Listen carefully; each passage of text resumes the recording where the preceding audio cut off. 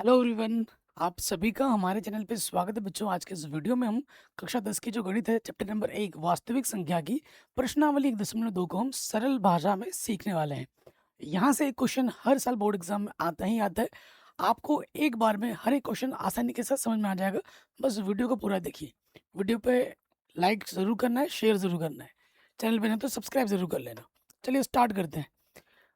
देखो, ये जो प्रश्न आप देख रहे हैं ना, अगर मैं बात करूं, ये जो पहला क्वेश्चन है और दूसरा क्वेश्चन है, बहुत इंपॉर्टेंट, और इन्हीं दो में से एक क्वेश्चन एग्जाम में आएगा ही आएगा, पक्का पक्का। तो पहले प्रश्न पे आ जाते हैं। कह रहे सिद्ध कीजिए कि √5 एक अपरिमेय संख्या है। ठीक है, √5 एक अपरिमेय संख्या है। बच्चों मैं आपको बता दूं, ये जो प्रश्न आप देख रहे हैं, ये प्रश्न एक्चुअल में प्रमेय है, और प्रमेय के जो चरण होते हैं वो फिक्स होते हैं। कई टीचर बोलते हैं कि मैं इस प्रश्न को छोटा कर दूंगा, बड़ा कर दूंगा। तो छोटा बड़ा करोगे तो नंबर भी छोटे बड़े हो जाएंगे। ध्यान रखना, जैसे मैं करा रहा हूँ आपको बिल्कुल एग्जाम में बिल्कुल वैसे ही लिखना है। क्या है, हमें अपरिमेय संख्या सिद्ध करनी है, तो इसका उल्टा हमें मानना है। तो मान लेंगे हल में, माना माना √5 एक परिमेय संख्या है। √5 क्या है बच्चों? एक परिमेय संख्या है।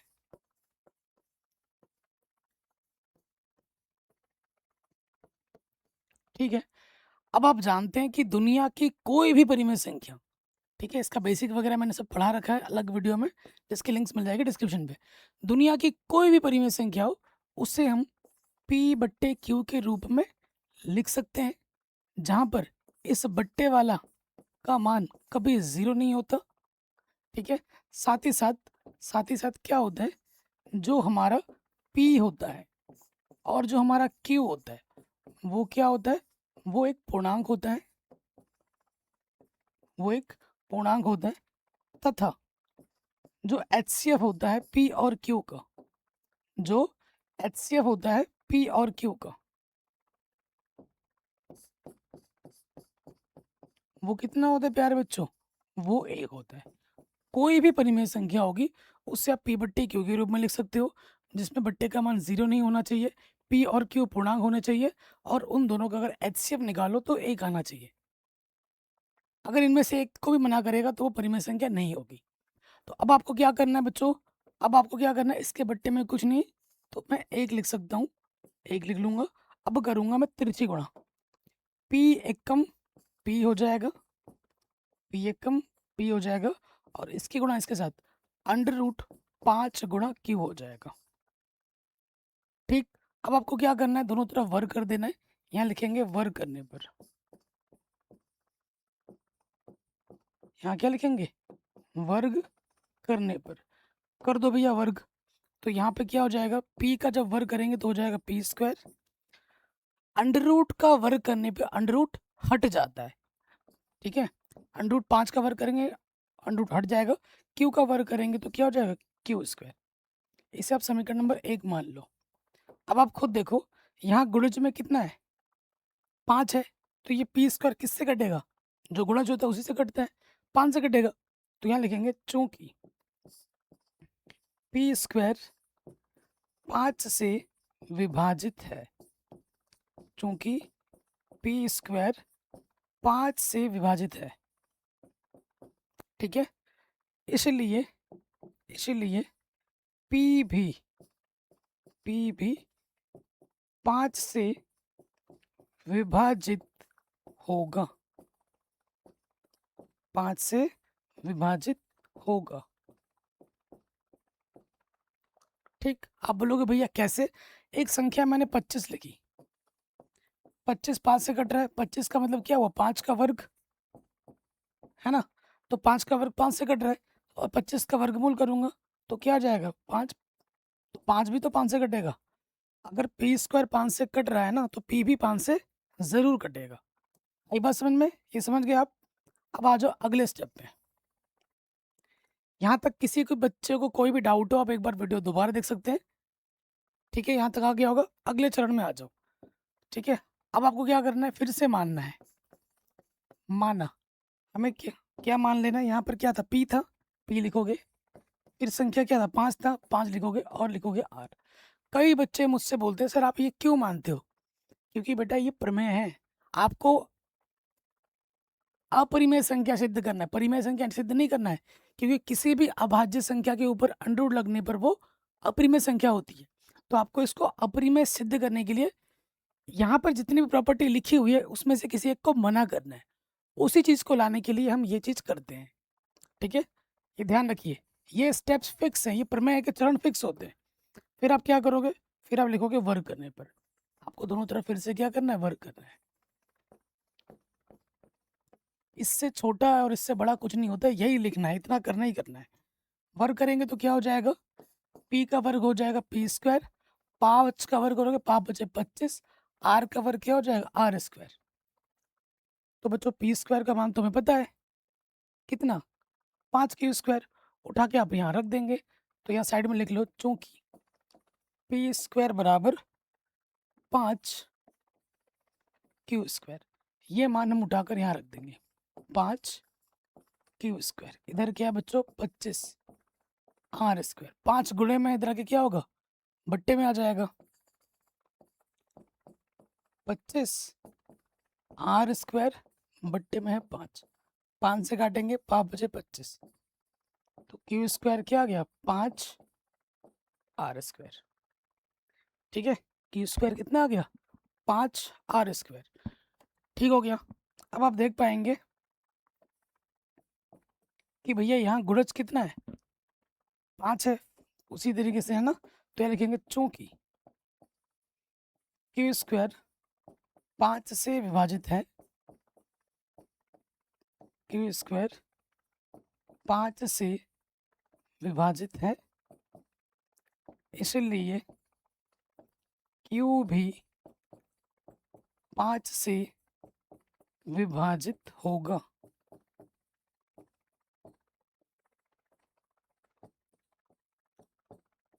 किसी भी बच्चों को कोई डाउट यहाँ तक नहीं होनी चाहिए। मैं थोड़ा साइड हट जाता हूँ, आप स्क्रीनशॉट ले सकते हैं।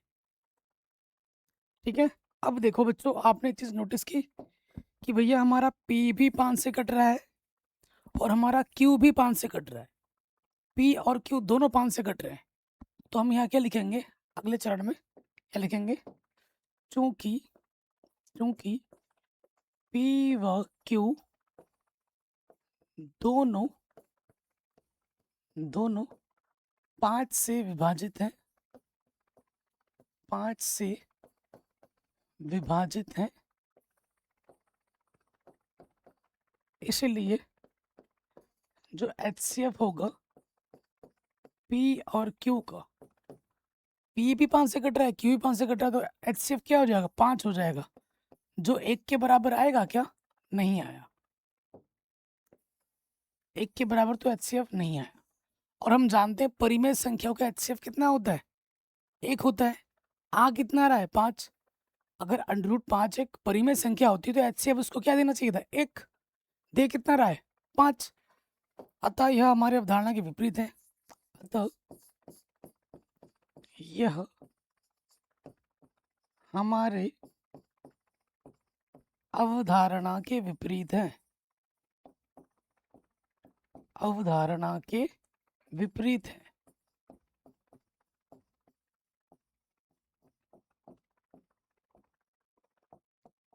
ठीक है, यानी कि जो आपने माना था √5 एक अपरिमेय संख्या, वो गलत माना है। यानी कि अगर वो परिमेय होता तो HCF 1 देता है, यहाँ तो 5 दे रहा है, यानी कि हमने जो माना है वो गलत माना है। इसलिए √5 एक अपरिमेय संख्या होगी, अपरिमेय संख्या होगी। इतना लिखना है आपको। ठीक है, जैसे ये √5 के लिए किया ना, वैसे मैं आपको होमवर्क दे रहा हूँ, सब कुछ वैसे ही लिखा जाएगा, सिर्फ संख्या बदलेगी, अंक बदलेगा, बाकी लैंग्वेज पूरा वैसा का वैसा रहेगा। आप घर से ट्राई ज़रूर कीजिएगा। √2, √3, √7, ये 3 प्रश्न आप ट्राई कीजिएगा और एग्जाम में इन्हीं में से ही आता है, आएगा तो संख्या बदलेगी, बाकी ये जो लिखने का जो तरीका है, ये जो लिखा हुआ है बिल्कुल वैसे का वैसा रहेगा, सिर्फ अंक बदल जाएगा, तरीका अपना वही रहेगा। ठीक है, तो ये कर लीजिएगा। अब दूसरे वाले में आ जाते हैं, तगड़ा क्वेश्चन है, वेरी वेरी इंपॉर्टेंट क्वेश्चन है, पहले और दूसरे में से एग्जाम में एक आ जाता है। ठीक है, कह रहे सिद्ध कीजिए कि 3 प्लस 2√5 एक अपरिमेय संख्या है। आपको लग रहा होगा कि भैया ये तो और बड़ा हो गया, और बढ़ा जाएगा। जी नहीं, ये और आसान है, ये और आसान है। तो उल्टा आपको मानना है फिर से, तो यहाँ लिखेंगे मान 3 प्लस 2√5 एक अपरिमेय संख्या सिद्ध करनी, उल्टा मान लेंगे एक परिमेय संख्या है। क्या है बच्चों, ये एक परिमेय संख्या है।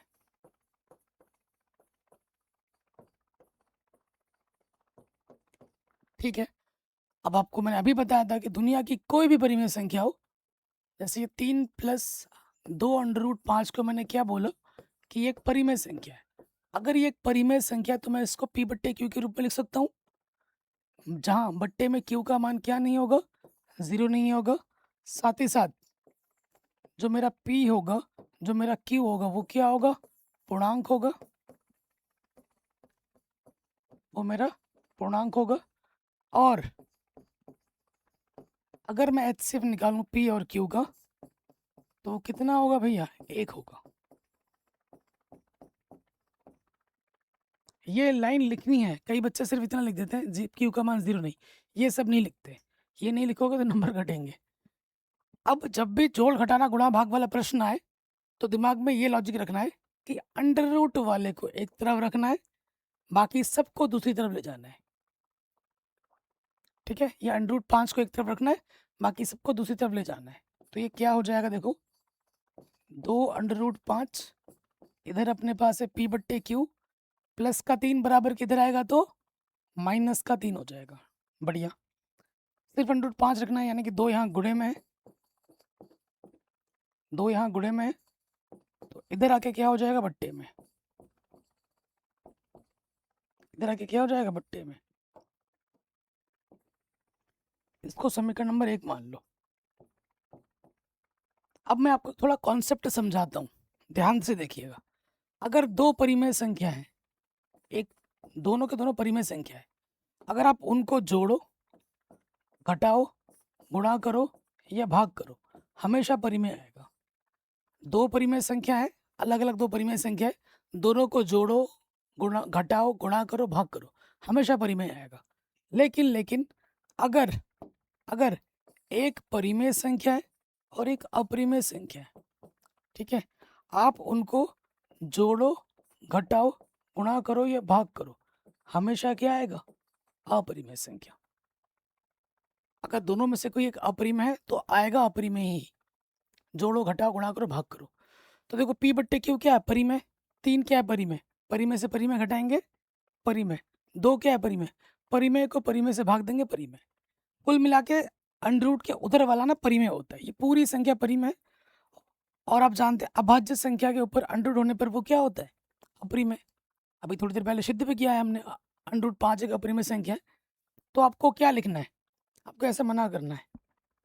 देखो आपको ऐसे लिखना है यहाँ पर, चूंकि एग्जाम में जैसे लिखना है p बट्टे क्यू -3 टोटल के बट्टे में 2 एक परिमेय संख्या है, एक परिमेय संख्या है,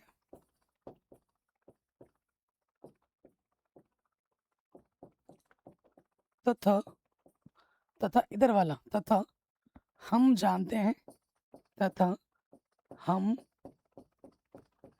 जानते हैं कि इस तरफ क्या अपने पास अंडर रूट 5 एक अपरिमेय संख्या है।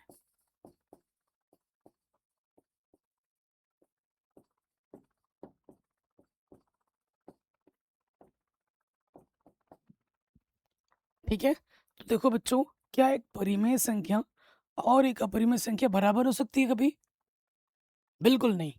दो दोस्त एक साथ खाना खा सकते हैं, लेकिन दो जाने दुश्मन एक साथ खाना खा सकते हैं एक ही प्लेट में, बिल्कुल नहीं। तो भैया ये चीज़ और ये चीज़ कभी बराबर नहीं हो सकती, और यहाँ लिखा आ रहा है बराबर, तो आपको यहाँ क्या करना होगा, मना कर देना होगा। यहाँ क्या करना होगा, मना करना होगा। मना कर देते हैं, तो यहाँ लिखोगे अतः समीकरण 1 से क्या होगा बच्चों, आप इसको मना कर दोगे कि जो √5 है वो कभी भी बराबर नहीं हो सकता p/q-3 के बट्टे में ये जो 2 है इसके बराबर तो कभी नहीं होगा। ठीक, ये बराबर नहीं है। अगर ये एक परिमेय संख्या होती तो इसको बराबर आना चाहिए था, ये बराबर नहीं आ रहा है, इसका मतलब ये एक परिमेय संख्या नहीं है। हमने जो माना है वो गलत माना है, अतः हमारी अवधारणा गलत है। अतः हमारी अवधारणा गलत है, हमारी अवधारणा गलत है। इसलिए 3 + 2√5 एक अपरिमेय संख्या है। ये बहुत इंपॉर्टेंट क्वेश्चन और एग्जाम में बार बार आता है। अपरिमेय संख्या है,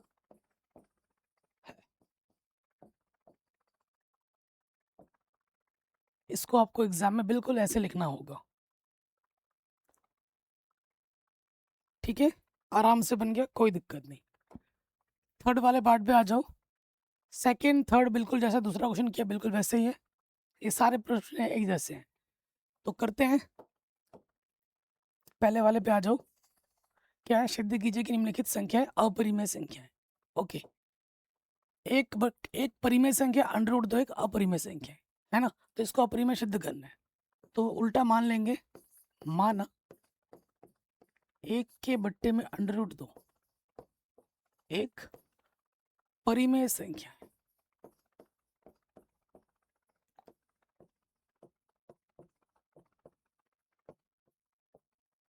परिमेय संख्या के बारे में आपने कक्षा 9 में भी पढ़ा है, चैप्टर नंबर 1 में, है ना। तो हमने इसको परिमेय बोल दिया, यानी कि जैसे ही मैंने इसको परिमेय बोला तो हर एक परिमेय संख्या को p/q के रूप में लिख सकते हैं, जहाँ पर ये बट्टे वाला q कभी 0 नहीं होता। उसके बाद हमारा ये जो p होता है और ये जो q होता है वो क्या होता है बच्चों, एक पूर्णांक होता है। ठीक है, तथा जो HCF होता है p और q का, वो कितना होता है बच्चों, वो होता है 1। ये लिखना ही लिखना है। ठीक, अब मैंने क्या बोला था कि अंडर को एक तरफ रखना, बाकी सबको एक तरफ। अब देखो बच्चों, अगर मैं इसको पलट दूं √2/1 कर दूं और यहाँ पर q/p कर दूं, तो आप तो जानते हैं अगर एक परिमेय संख्या है तो परिमेय संख्या का व्युत्क्रम भी क्या होता है, परिमेय संख्या, सिर्फ 0 को छोड़कर। क्या यहाँ 0 है, नहीं है। ठीक है, तो 0 का व्युत्क्रम परिमेय नहीं होता, उसको छोड़कर दुनिया की कोई परिमेय संख्या ले लो, अगर उसका हम व्युत्क्रम करेंगे तो परिमेय संख्या ही मिलेगा। तो 1/√2 तो 0 तो नहीं है ना, 0 होता तो ये बात हम यहाँ पर नहीं कर सकते थे। तो देखो, ये एक परिमेय संख्या p/q, इसका हम व्युत्क्रम करेंगे तो ये क्या आएगा, परिमेय तो ही आएगा। q/p क्या होगा, परिमेय। तो मैंने क्या किया, यहाँ पर पलट दिया। ठीक है, पलट दिया तो किसी भी संख्या को 1 से भाग देते हैं, वही ऊपर जो संख्या होती है वही आ जाती है। तो ये प्रश्न एकदम आसान हो गया। अब आप खुद देखो, आपको तो पता ही है कोई भी अभाज्य संख्या हो उसके ऊपर अंडररूट हो वो एक अपरिमेय संख्या होती है। q/p हमारा क्या है, परिमेय है। तो आप यहाँ क्या बोलेंगे, यहाँ लिखेंगे चूंकि q/p एक परिमेय संख्या है, परिमेय संख्या है,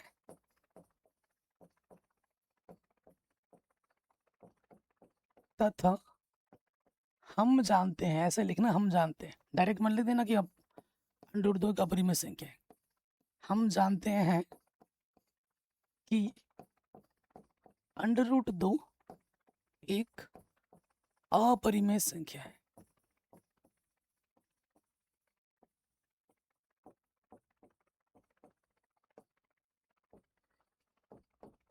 ठीक है बच्चों आप बताइए, एक परिमेय संख्या और एक अपरिमेय संख्या कभी बराबर हो सकती है?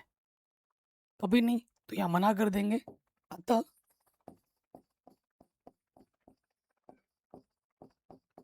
समीकरण 1 से आप यहाँ मना कर देंगे कि भैया √2 कभी बराबर नहीं हो सकता Q/P के।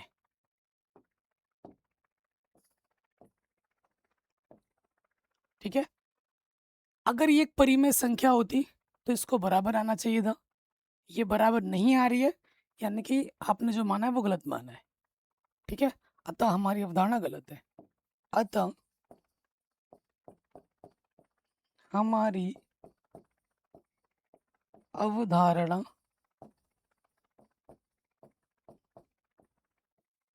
गलत है। ठीक है, हमारी अवधारणा गलत है, इसलिए 1/√2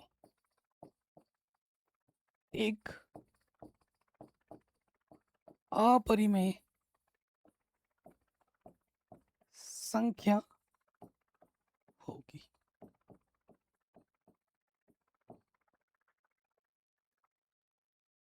ठीक, आराम से बन गया, कोई दिक्कत, कोई परेशानी नहीं होगी। अब सेकंड वाला, थर्ड वाला भी ऐसे ही होगा। मैं देखो कोई चीज़ नहीं मिटाऊंगा, सिर्फ अंक बदलूंगा, बाकी ये लैंग्वेज वैसे ही रहेगा, क्वेश्चन वही रहेगा। देखो क्वेश्चन में क्या है, सिर्फ सेकंड वाले में आ जाते हैं। ये लिख लोगे, स्क्रीनशॉट ले लीजिए। अब देखो बच्चों, मैं इसके सेकंड पार्ट में आ रहा हूँ। ठीक है, सेकंड पार्ट में आ रहा हूँ, आप देखते जाना। सेकंड पार्ट में मैं आ रहा हूँ, बाकी मैं लैंग्वेज नहीं बदल रहा हूँ। ये देखिए, सिर्फ मैं अंक अंक को बदल रहा हूँ, मैं लैंग्वेज नहीं बदल रहा हूँ। ठीक है, मैं लैंग्वेज नहीं बदल रहा हूँ, सिर्फ अंक को बदल रहा हूँ। आप देखिए, क्लियर? ये आपको हर प्रश्न में लिखना पड़ेगा इस टाइप के। सेकंड वाले में आ जाओ, देखो सेकंड वाले में क्या होगा, यहाँ लिखेंगे माना 7√5, माना 7√5 एक परिमेय संख्या है। तो यहाँ लिखोगे 7√5 एक परिमेय संख्या है, तो इससे हम क्या लिख सकते हैं, P/Q के रूप में लिख सकते हैं। लॉजिक क्या होता है, अंडर रूट को एक तरफ रखना होता है, ये 7 गुणे में इधर के बट्टे में आ जाएगा, है ना। तो यहाँ आप इसको लिख दोगे √5, इधर बना लो डब्बा, ये चीज, इसको आपने समीकरण नंबर 1 बोल दिया। ठीक है, अंडर रूट को एक तरफ रखा, बाकी सबको दूसरी तरफ लेके आए। अब आपको बोलना है कि इधर वाला क्या होता है, परिमेय, P/7Q एक परिमेय संख्या तथा हम जानते हैं कि √5 एक अपरिमेय संख्या है। अतः समीकरण 1 से क्या एक परिमेय परिमेय बराबर हो सकता है? बिल्कुल नहीं। अतः √5 बराबर नहीं होगा P/7Q के। आपको ये चीज मना कर देनी है कि भैया ये बराबर नहीं है। बराबर नहीं है यानी कि हमारी अवधारणा गलत है।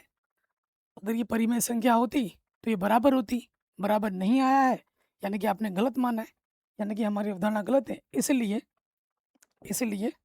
7√5 एक अपरिमेय संख्या होगी। मैंने कोई भी लैंग्वेज मिटाया नहीं, सिर्फ अंक बदले, तरीका बिल्कुल वैसा है। मैं चाहता तो दोबारा कर सकता था, उससे आपका टाइम वेस्ट होता, लेकिन मैंने करके दिखाया कि भाई लैंग्वेज सेम रहेगी, बस अंक बदलते हैं, बाकी ये जो लिखावट है वो सेम रहती है। अब देखो बच्चों, मैं थर्ड वाले में आ जाता हूँ। थर्ड वाले में भी देखोगे सिर्फ क्या बदलेगा, अंक, सिर्फ अंक बदलेगा। ठीक, सिर्फ अंक बदलेगा।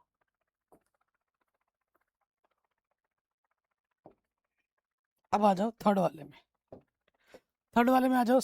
यहाँ पर क्या है, 6 + √2 एक परिमेय संख्या है। तो अगर ये परिमेय संख्या है तो इसको मैं P/Q के रूप में लिख सकता हूँ। Q का मान 0 नहीं होगा, P और Q पूर्णांक होंगे, HCF 1 होगा। फिर लॉजिक क्या होता है कि अंडर रूट को एक तरफ रखो, बाकी सबको दूसरी तरफ। प्लस का 6 इधर के क्या होगा, माइनस का 6। तो इधर वाला क्या होगा, परिमेय, इधर वाला क्या होगा, अपरिमेय। लिखोगे चूंकि P/Q -6 एक परिमेय संख्या है तथा हम जानते हैं कि √2 एक अपरिमेय संख्या है। यानी कि समीकरण 1 से ये चीज़ और ये चीज़ बराबर हो सकती है? बिल्कुल नहीं।